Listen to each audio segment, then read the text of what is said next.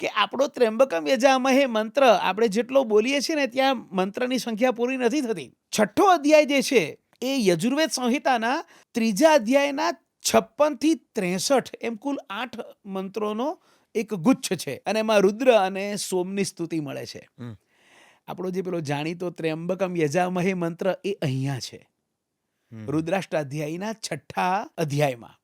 અને ત્યાં આશ્ચર્ય એ છે કે આપણો ત્ર્યંબકમ યજામહે મંત્ર આપણે જેટલો બોલીએ છીએ ને ત્યાં મંત્રની સંખ્યા પૂરી નથી થતી.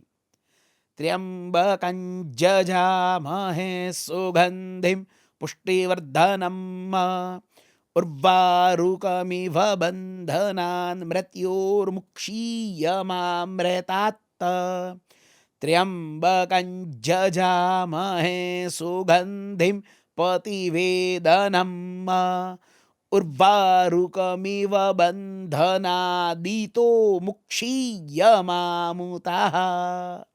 અહીં મંત્ર પત્યો. ઓહો, આપણે ત્યાં જે પ્રચલિત સ્વરૂપે જે 2 લીટીમાં બોલાય છે એ ખોટો છે? ના ના ના એ બોલાવવો જોઈએ, ન બોલાવવો જોઈએ, કે આખો મંત્ર જે રીતે અહીંયા પ્રસ્તુત છે એ જ રીતે ઉચ્ચારણ થવું જોઈએ? ના, ચોક્કસ બોલાવવો જ જોઈએ. કારણ કે આ ત્ર્યંબકમ યજામહે મંત્ર વેદમાં આ રીતે પૂરો કરેલો છે, પણ એ પછી બીજા પરવર્તી સાહિત્યની અંદર પણ આ જ મંત્રને પૂર્વાર્ધના રૂપમાં અલગ રીતે મૂકેલો છે. એટલે જે રીતે આપણે બોલીએ છીએ એને અલગ રીતે સેપરેટ બનાવીને પણ મૂકેલો છે.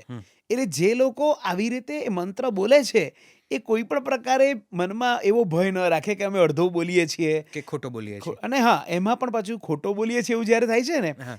તો મારા હમણાં ઉચ્ચારો કંઈક અલગ હતા. જી. લોકો એવું બોલે કે ત્ર્યંબકમ યજામહે બોલે છે અને હું તો હમણાં જજામહે બોલ્યો. જી. તો છે ને આ જ મંત્ર પુરાણ સાહિત્યમાં પણ છે, એટલે કે ક્લાસિકલ સંસ્કૃતમાં. અને ક્લાસિકલ સંસ્કૃતમાં એટલે કે પુરાણ સાહિત્યમાં છે તો ત્યાં વેદ મંત્રના ઉચ્ચારણનો નિયમ લાગુ નહીં પડે. બરાબર છે. વેદ મંત્ર હું બોલ્યો એટલે યજામહેનો મેં જજામહે કર્યો. બરાબર છે. મૃત્યુનો મૃત્યો બોલ્યો, કારણ કે ઉચ્ચારણનો નિયમ છે યજુર્વેદ મંત્રમાં કે મૃ ના બોલાય મ્રે, કૃષ્ણ ના બોલાય કૃષ્ણ.